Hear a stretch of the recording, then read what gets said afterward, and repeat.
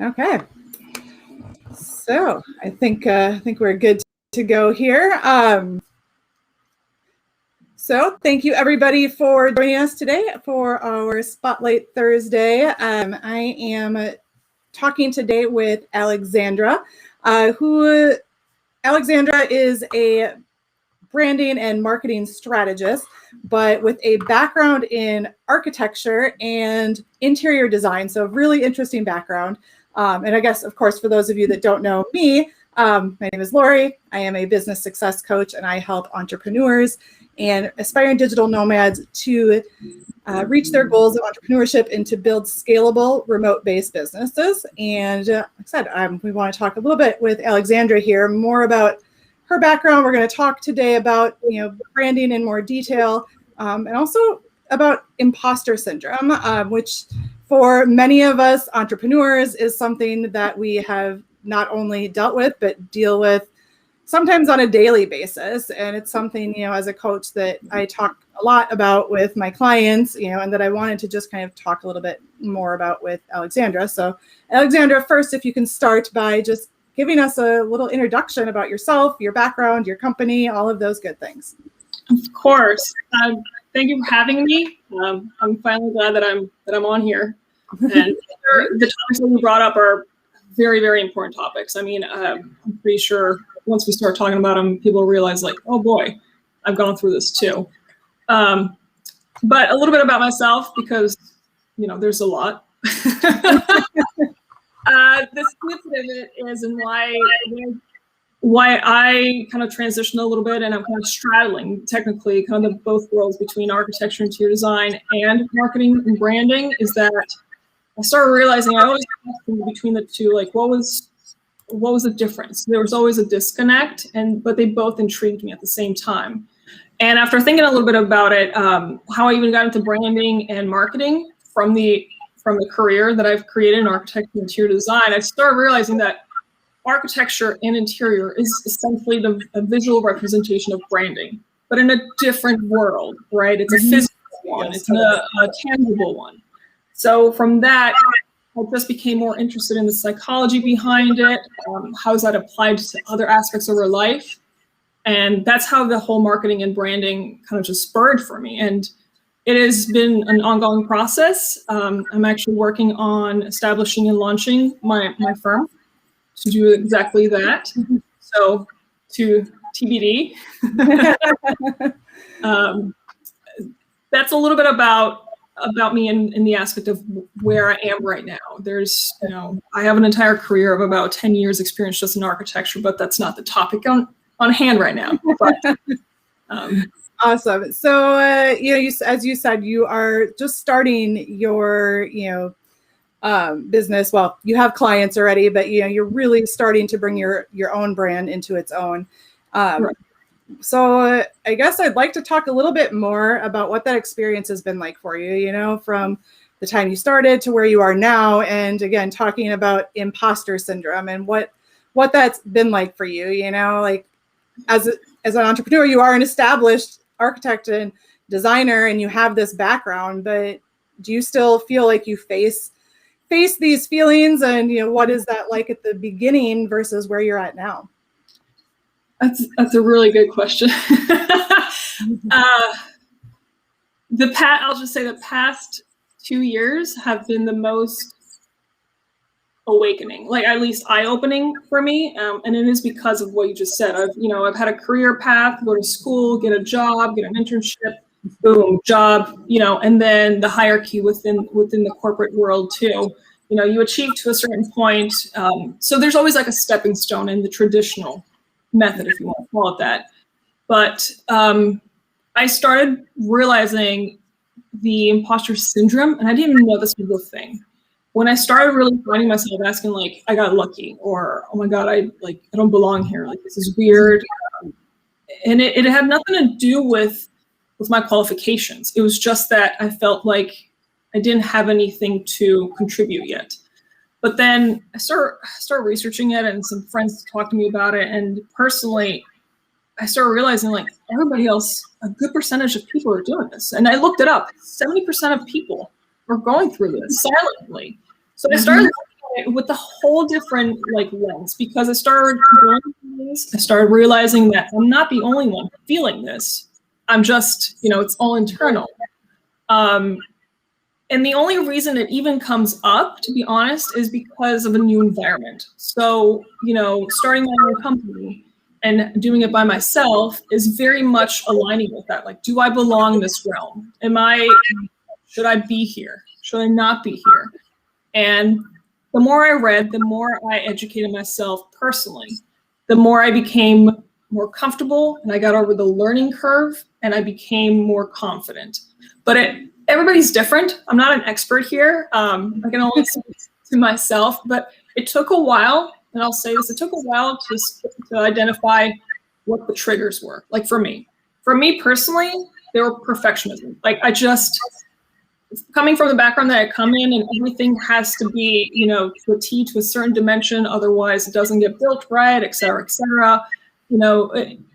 Perfectionism really shackled me down a little bit, you could say, until I started realizing that it's just a moving target. Everything is a moving target. There's no such thing as perfect. I'm not perfect for a specific job. Nobody's perfect for a specific job. What you have is basically a baseline that you start off with, and you should be taking these opportunities, because there's so many other people that just say, oh, I can do that. We all know that they might not be able to do that realistically, and not miss that opportunity. You find yourself in that position like, well, oh man, I should have just said yes and figured it out, because everything is a learning curve. Like I said, like everything in life is a continuous learning. If you don't grow, then that's a different problem. Well, yes. Or a different opportunity somewhere else. But if you take it as, it doesn't have to be perfect by tomorrow, I just need to learn what to do and how to do it. Think about all the jobs that you've gone to. Like every new job that you've started, they had 3 months at least to, get you settled. That's essentially the same thing with anything else. Just there's no such thing as perfectionism. I still strive for it. Don't we all? I'm able to come to terms with it, stop, process, okay, calm down, like one step at a time.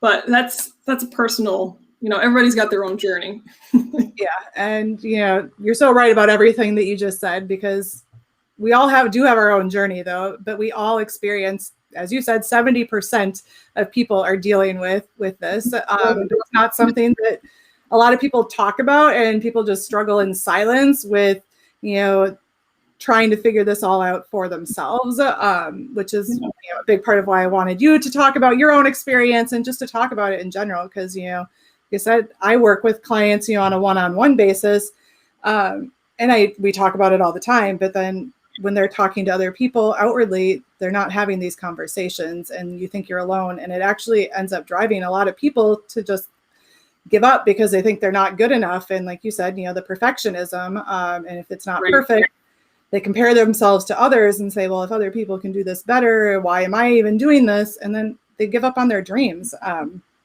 which I hate to see people doing. So, that in itself, I guess, is one big thing that I see people dealing with.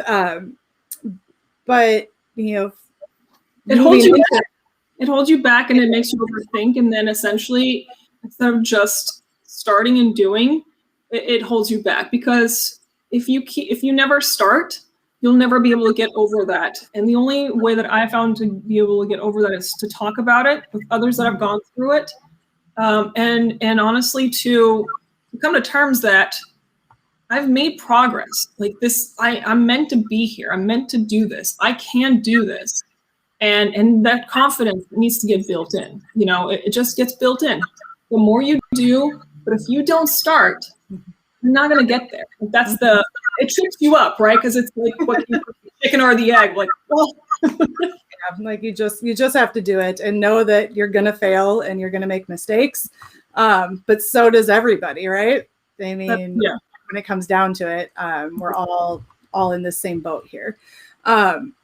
Which kind of leads me, I want to talk a little bit about branding and what you do, working as a branding strategist as well, because that is kind of another layer when people are starting out, and you don't think necessarily like that relates to imposter syndrome per se. However, it really does, because it's another one of those blockers that holds us back when we don't think that we, know our audience, or, we're not talking to them correctly, or people don't know who we are, or don't care who we are. So I wanted to talk a little bit more, in terms of what, how defining your target audience relates to your branding, and then kind of leading into, what is branding? What is the hype all about? And why does it really matter? So can you talk a little bit about, from your perspective, as somebody who specializes in personal branding and creating a brand, and all that goes into that, from the font to the colors to your pictures and everything else, how you do that and how that relates to talking to a specific audience. So I might be a little different in the way that I approach this. And again, it's just because of my initial training, which is perfectly fine, but it's just a different perspective. I didn't really at first buy into the whole branding thing. I'll be honest. Like, yeah, it's just big companies, people that can throw money on it. It's intangible. Like, what is it really about? But then you start realizing, when you really start looking around, and you start realizing that, like, everything is branding. You are branding. You yourself is branding. When you go up for an interview in comparison to another candidate, your brand will get that job versus them. And that is essentially everything that, for you to get there, whatever it is. I mean, it's a strategy, right? The conversation points, your resume, your qualifications, the way you attired yourself that day, the way you did your hair, everything. But you don't realize, and you don't realize it because it's done incrementally, strategically throughout the years. So I think that's where there's like a big myth about, like, you don't need brand, but when you start thinking about it, no big company or Fortune 500 companies ever said that. They're big advocates for branding. They spend billions of dollars on it.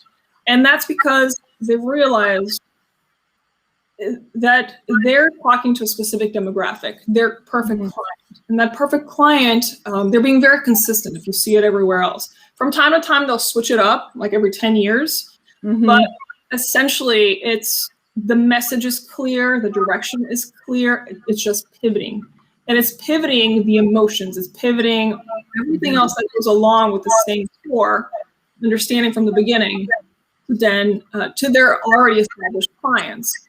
But these are big companies. Like, these companies already know who their clients are and who their customers are, right? Like, but and that's corporate. If you're going for somebody that's personal, like we are, so it's more about personal branding.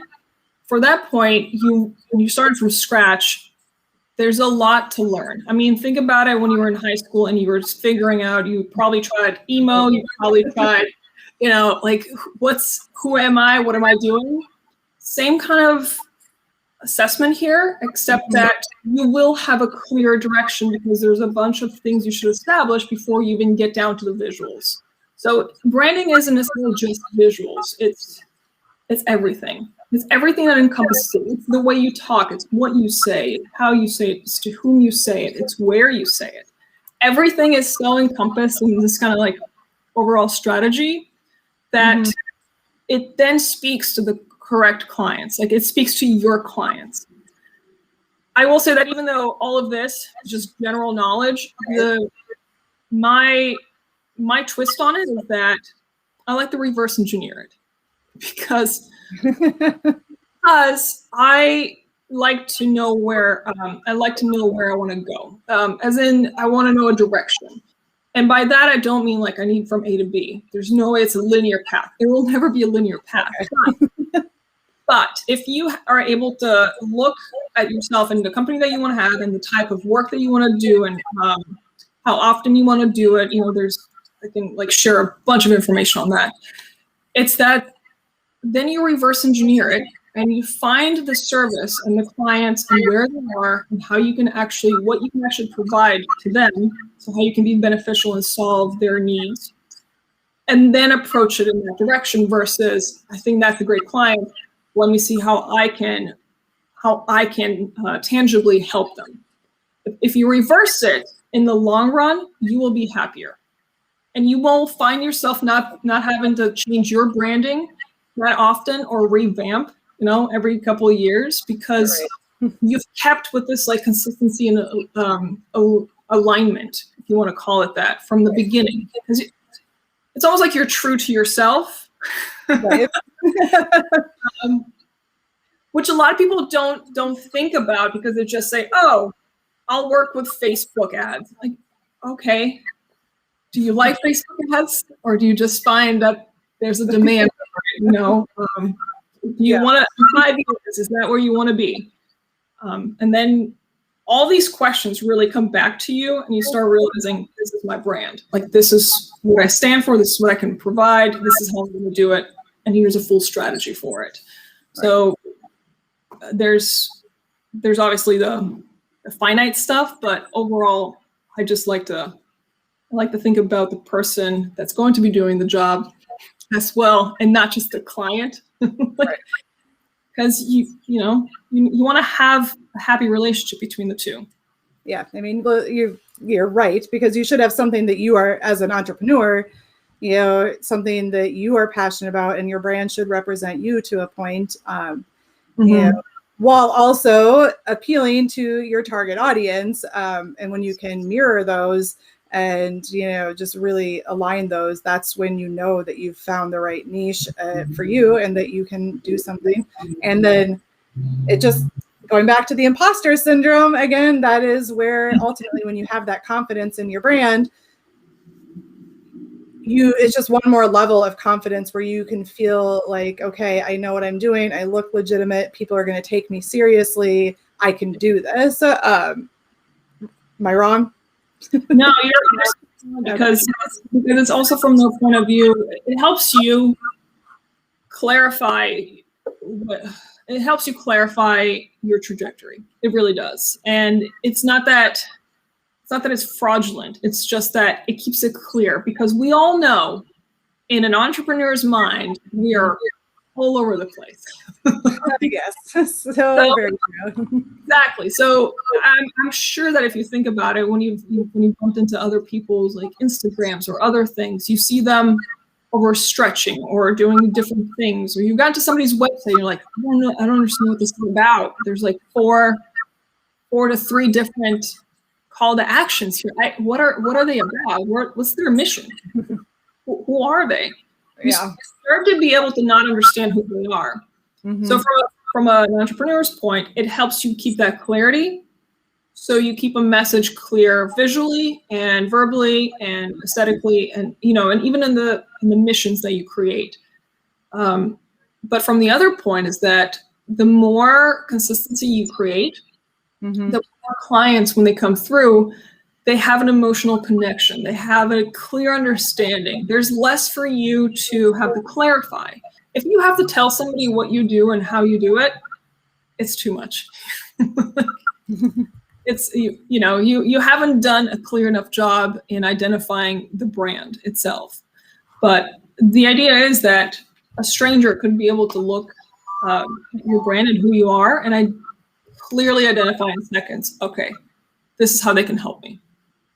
This is how I can reach them. This is what they stand for. So it's a back and forth,